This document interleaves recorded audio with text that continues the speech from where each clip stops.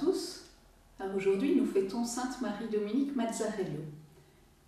Que peut nous dire Marie-Dominique à nous qui vivons cette expérience depuis 1 an et demi d'être face à une pandémie, à une crise économique, à des confinements, déconfinements, reconfinements partiels, redéconfinements, etc., etc.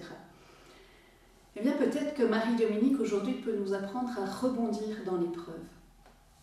Marie-Dominique a connu ses propres épreuves. Elle a été jeune, vers 20 ans, malade du typhus.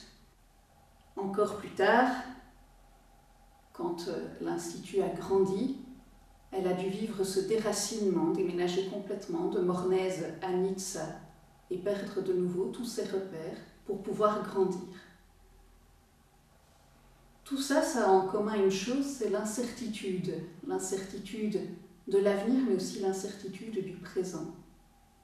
Que devient ma vie? Que deviennent mes projets?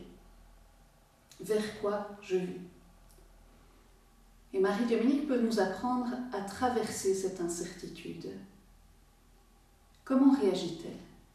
D'abord, elle réagit avec simplicité, avec beaucoup de bon sens. Elle ne va pas cacher les problèmes, elle les regarde en face, elle appelle un chat. Mais elle ne va pas non plus se plaindre, se lamenter.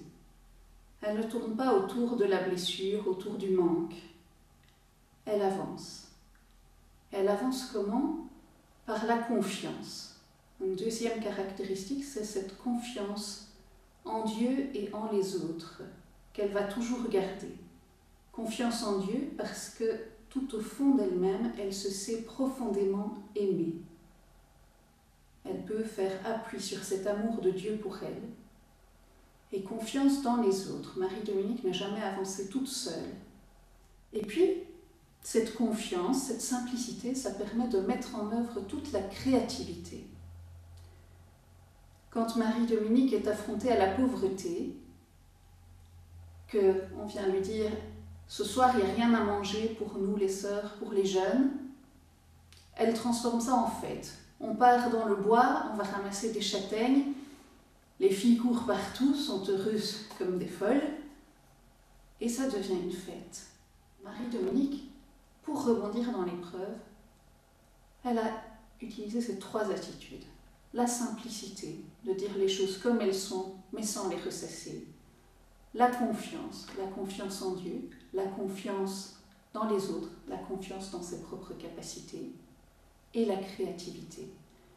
Et ce que je nous souhaite aujourd'hui, c'est de pouvoir nous aussi nous lancer en toute simplicité, en toute confiance et en toute créativité sur ce socle, ce point d'appui de l'amour du Seigneur et en gardant la boussole de l'amour des autres. Bonne journée.